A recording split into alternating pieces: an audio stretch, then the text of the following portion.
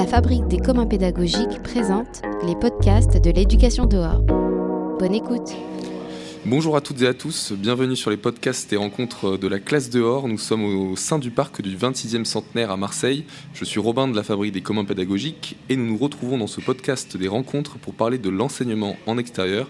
Et aujourd'hui, je suis avec Sabine. Donc en premier temps, c'est un peu la même question qu'on pose à tous nos intervenants, intervenantes. Qu'est-ce qui vous emmène aux rencontres internationales de la classe dehors ? Alors en fait, l'expérience d'il y a 2 ans à Poitiers, je dirais, c'était une bonne expérience. Et puis comme c'est des rencontres internationales, bon c'est quand même très francophone, mais on s'est dit sur le sujet, c'est notre principal sujet de travail, c'est la classe dehors. Donc moi je suis suisse, en Suisse on a plein de noms pour la classe dehors, on n'a pas un seul nom, mais c'est surtout ça, c'est de voir, de rencontrer d'autres gens qui font la même chose, qui sont sur les mêmes sujets. Nous, on forme des enseignants, on rencontre des enseignants. Donc, Mais c'est surtout Poitiers, je dirais, qui nous a amenés. Mais on préfère Marseille, on a dit déjà. Donc, deuxième fois là, aux rencontres. Et donc, vous avez une association qui s'appelle Sylviva. Vous disiez la forêt vivante, littéralement. Est-ce que vous pouvez nous raconter ce que vous faites avec cette association en Suisse ? Quelles sont vos méthodes ? Quelles sont vos pratiques ? Qui vous accompagnez autour des sujets de la classe dehors ? Alors, Sylviva, on est 13 à travailler, donc on est une structure pas très grande. Par contre, on couvre toute la Suisse, donc on est une structure trilingue. Et puis, je dirais, notre appellation, c'est Centre de compétences pour apprendre et enseigner dehors. Et puis, sous ce thème-là, on donne des formations aux animateurs nature, aux enseignants. On a des projets. On a par exemple des projets aussi au-delà de la frontière avec les Français, des projets franco-suisses. Et puis on publie des ressources parce qu'on a tout un mandat aussi d'être au courant des dernières recherches en la matière, de faire diffuser l'information. Donc on publie des ressources aussi pour que les gens aient des arguments et des compétences pour enseigner dehors. Très bien. Parmi ces ressources, notamment donc, des livres que vous publiez ? Oui, on a été victime de notre succès avec un livre qui s'appelle L'école à ciel ouvert. Et puis je pense que quand les gens vont entendre le mot, puis que je dis c'est le grand livre vert, beaucoup de gens vont savoir ce que c'est. C'est un livre qui contient plus de 300 activités pour enseigner dehors dans toutes les disciplines. Donc c'est par chapitre, les maths dehors, le français dehors, etc. Et puis l'autrice principale, la co-autrice avec une autre, c'est Sarah Vauquier, que beaucoup de gens connaissent en France, qui est un peu une pionnière aussi de l'école dehors en France, et qui est suisse. Donc c'est un livre qui permet littéralement aux enseignants, enseignantes d'apprendre en fait chaque discipline à l'extérieur. Parce que c'est vrai que parfois on entend parler d'apprendre des maths à l'extérieur, ça peut être un frein. C'est pas comme les sciences et vie de la Terre par exemple, qui sont assez simples à travers des ateliers de botanique. Est-ce que vous avez des exemples pour nous donner un peu comment vous amenez les enseignants, enseignantes en fait à apprendre des disciplines telles que l'histoire, telles que les mathématiques, qui ont peut-être un peu moins directement liées en tout cas aux sciences du vivant, au vivant à l'extérieur. Comment vous faites concrètement dans ce livre ? Qu'est-ce que vous proposez comme alternative ? Alors déjà, il est structuré, je dirais, une activité par page, donc c'est assez pratique comme ça pour le maniement. Et par exemple, on a une activité qui s'appelle la bande dessinée dehors, qui est dans le domaine des sciences et de la nature, et on propose l'activité pour les enseignants que les enfants ils fassent comme une bande dessinée en 3 cases avec des grands bâtons, donc grandeur nature, et puis dedans, ils la remplissent avec des éléments pour vraiment représenter un cycle de vie, représenter quelque chose dans les sciences. Ça, c'est le côté sciences. En maths, on a des activités pour les inciter à mesurer, faire des mesures dehors, mesurer leur cours d'école, pour qu'ils intègrent un peu les concepts mathématiques qui, dedans, leur semblent un peu abstraits, des fois. En français, il y a des écritures de texte, il y a apprendre les adjectifs grâce à des éléments naturels, etc., etc. Donc, je dirais, parmi ces 300 activités, c'est un peu du clé en main.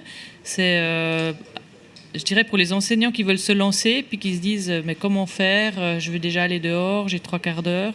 Ils peuvent ouvrir la page telle et telle, et puis faire l'activité. Très bien. Et donc, quel avantage pour vous, pour Sylviva, donc, d'apprendre les mathématiques, par exemple, à l'extérieur, à votre sens ? Alors, beaucoup d'avantages, mais on peut aussi faire des maths dedans. Mais je dirais il y a certains sujets mathématiques qui se prêtent particulièrement dehors. Et puis là, je reprends le sujet des mesures. parce qu'on est vraiment dans un environnement réel et qu'on comprend ce qu'est un mètre. On peut parcourir 100 mètres et se rendre compte ce qu'on ne peut pas faire dans une salle de classe, etc. Donc c'est vraiment, il y a ce côté que l'espace, l'environnement à l'extérieur nous permet plein de choses, d'explorer des phénomènes que dedans l'enseignant, en fait, il doit les amener de manière artificielle. Et dehors, elles sont à disposition. Je dis souvent, le dehors, ça peut être l'enseignant, le deuxième enseignant, qui peut soutenir en fait l'enseignant dans sa pratique. Très bien. Et si je comprends, vous avez aussi un défi donc, dans Civiva, c'est quand même non pas d'apprendre directement, mais apprendre à apprendre. Donc à votre sens, quels sont les défis aujourd'hui pour apprendre à apprendre? Quels sont les freins? Comment vous faites chez Civiva? Vaste question. Non, mais j'aime bien cette question parce que je suis formatrice d'adultes et c'est vrai que ça nous préoccupe beaucoup.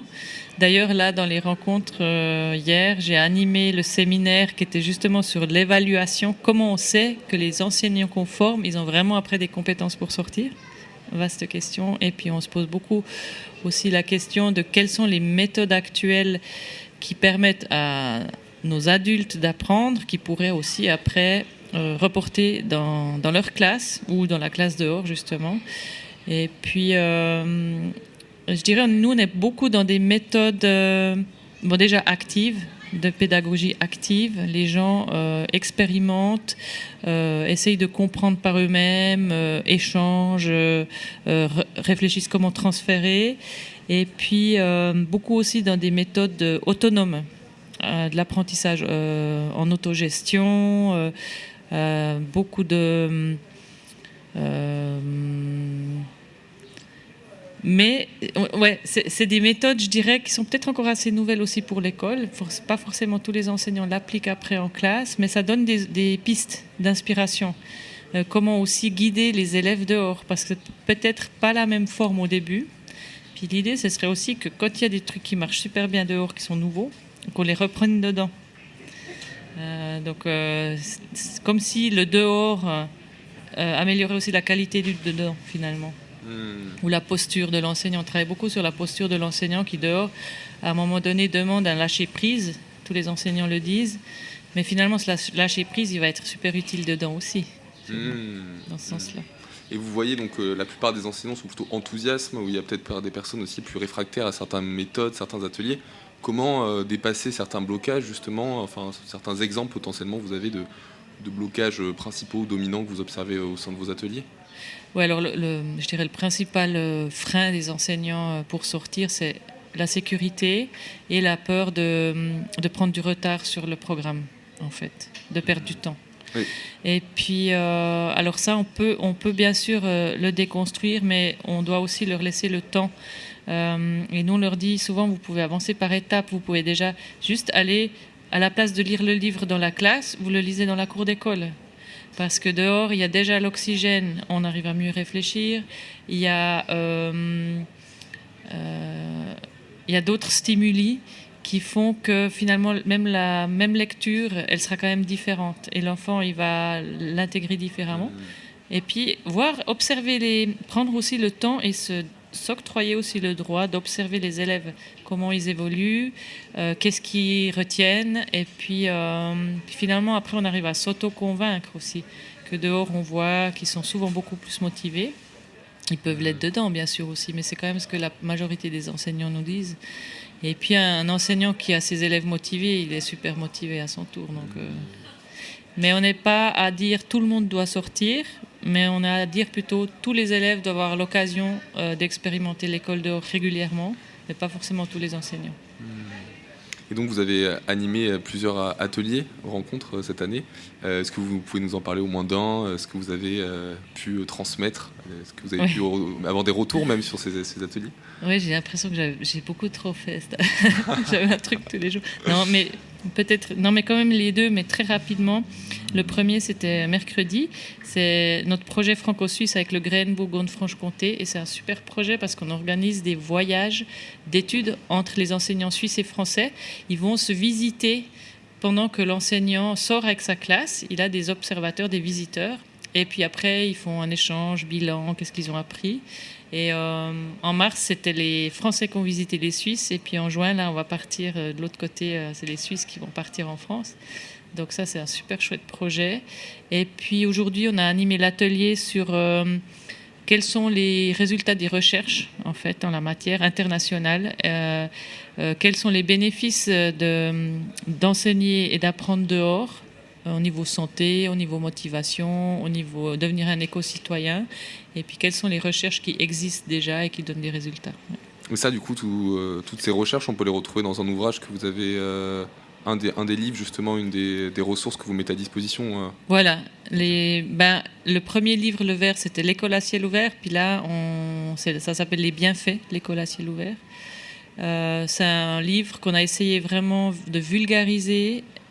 C'est un livre qui est issu d'un gros pavé scientifique en anglais et puis qu'on a essayé de vulgariser en français avec de l'aération de la couleur.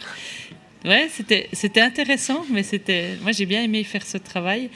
Et l'idée, c'est vraiment, c'est sérieux, c'est vraiment comme si c'était le vrai livre en anglais, mais à vulgariser. Toutes les sources sont là, donc on peut aller plus loin si on a on veut, par exemple, voir l'étude en entier et de montrer que ça fonctionne et puis qu'il y a des arguments. On peut avoir des arguments béton, notamment la motivation. C'est vraiment prouvé que les élèves qui sortent régulièrement, ils sont plus motivés à apprendre aussi dedans. Et ça, c'est quand même fondamental aujourd'hui pour l'école. Là, on arrive à la fin de l'interview, doucement. C'était un plaisir de recueillir vos paroles. Est-ce que vous avez un petit mot de la fin ? On laisse toujours le mot de la fin à nos invités. Il est pour vous. Oui, hier soir, je me suis posé la question. Quand on voit tous ces gens ici, tellement compétents en fait, on a des rencontres, des gens super compétents, avec plein d'idées, plein d'initiatives. Pourquoi on n'est pas plus loin en fait ? Donc c'est peut-être un peu aussi un côté, mais qu'est-ce qui nous manque pour que tous ces gens qui ont ces bonnes idées puissent porter ça d'une manière plus loin, mais plus rapidement ? Je suis un peu impatiente. Très bien. Merci beaucoup, à bientôt. Merci Sabine. Merci.